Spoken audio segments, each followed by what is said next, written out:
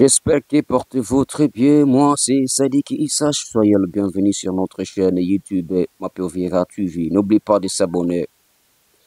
Aujourd'hui, c'était hier, 31 mars 2025, à l'issue de l'ouverture de la session de l'Assemblée provinciale de Sud Kivu dans la salle des polyvalentes du mairie d'Ouvira à Ouvira. Voici la présence de tous les députés provinciaux devant la présence du mairie intérimaire, maire de la ville d'Ouvira, M. Kapenda Kifara, devant le vice-gouverneur, M. Jean-Jacques Elekano, et le gouverneur à l'intérim et d'autres invités.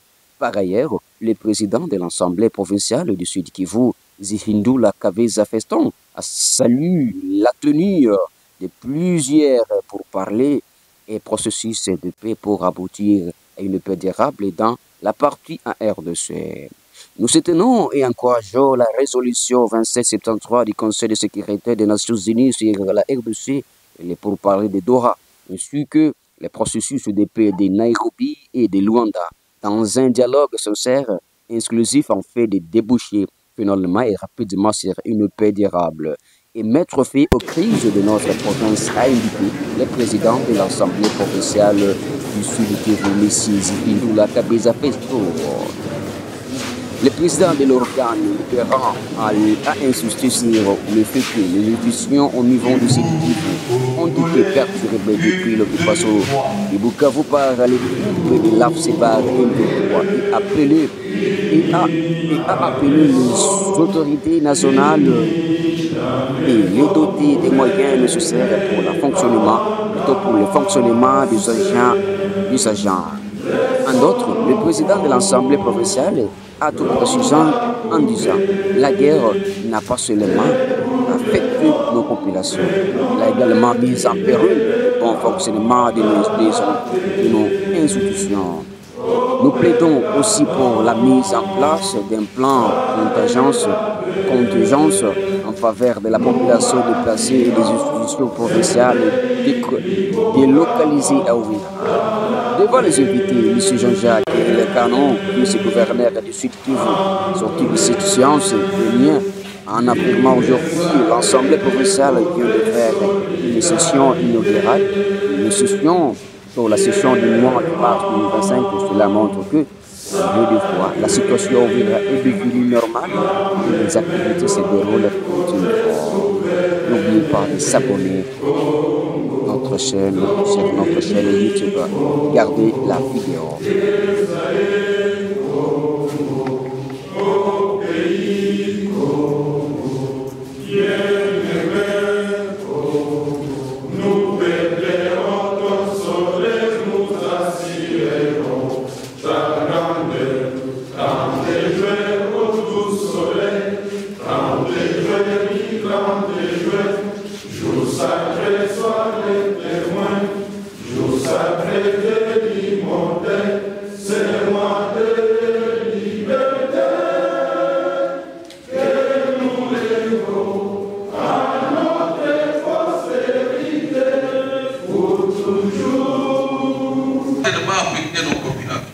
Il a également mis en péril le bon fonctionnement de nos institutions provinciales.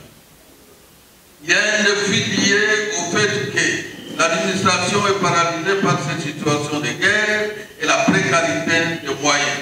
Nous demandons aux autorités, tant nationales que provinciales, de doter nos deux institutions des moyens nécessaires pour leur fonctionnement ici à Ouvira.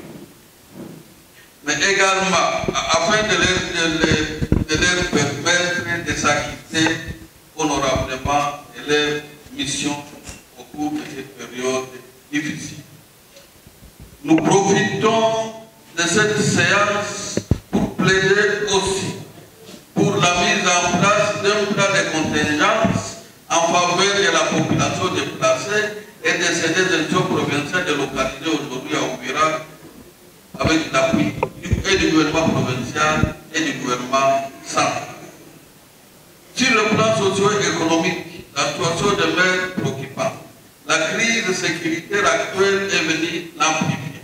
Cette guerre qui nous est justement imposée est en train de détruire les tissus notre province et d'ébranler les relations sociales entre les communautés. Les épidémies récurrentes sont signalées par-ci et par-là.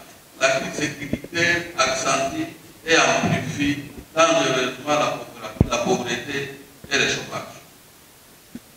Au plan sécuritaire, une crise grave secoue notre province. Les éléments de l'AFC M23, appuyés par l'armée rwandaise, ont pris le contrôle de quelques localités et du chef-lieu de notre province depuis le mois de février 2025. Par le fait de cette guerre imposée à notre pays, nous avons perdu beaucoup de nos compatriotes civils, militaires et wazalènes. Les cas matériels sont aussi énormes. En mémoire de toutes les victimes civiles, militaires et wazalendo, décédés sur les champs de bataille, vous prions de nous lever pour observer les minutes de silence en leur mémoire.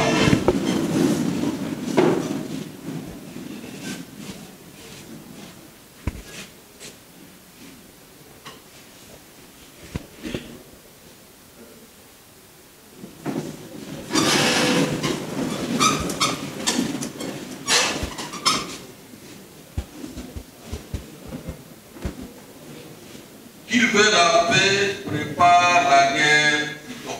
Nous sommes souvent et encourageant les efforts politiques et diplomatiques du chef de l'État, nous demandons au gouvernement national et provincial de mettre un accent particulier sur la prise en charge et par l'essai de Ouagadougou par un soutien logistique, financier et stratégique renforcé afin d'accroître l'efficacité et de bien coordonner leurs actions. Distingués invités, mesdames et messieurs, très chers compatriotes, cette guerre a provoqué une crise humanitaire très alarmante. Les conséquences de cette guerre sont dramatiques sur le plan humanitaire. Des milliers de déplacés internes errent dans des conditions déplorables, sans accès à une assistance humanitaire suffisante. Les manques d'eau potable, de nourriture, de soins de santé et d'abris appropriés exacerbent leur vulnérabilité. L'économie locale est presque détruite à la suite de nombreux pillages. Ces pillages ont privé nombre de ménages de leurs moyens de subsistance et de leurs activités génératrices de revenus. À cause de cette guerre, les mouvements de personnes et des échanges commerciaux entre certains villages et villes de la province sont à présent impossibles. La population est abandonnée à son triste sort. Dans ce contexte trop dit, nous condamnons énergiquement cette guerre et lançons un appel pressant au gouvernement national et provincial afin d'envisager des interventions humanitaires urgentes. Cette réponse humanitaire doit être coordonnée et afin de soulager tant soit peu les souffrances des populations victimes. Aux organisations humanitaires et aux partenaires internationaux afin d'accroître l'assistance humanitaire d'urgence dans les zones affectées. Aux leaders locaux et aux communautés pour faire preuve pour conclure. Nous lançons un appel solennel à l'unité, à l'amour, à la solidarité entre les filles et les fils d'ici Kivu, à la cohésion sociale entre toutes les communautés de notre province.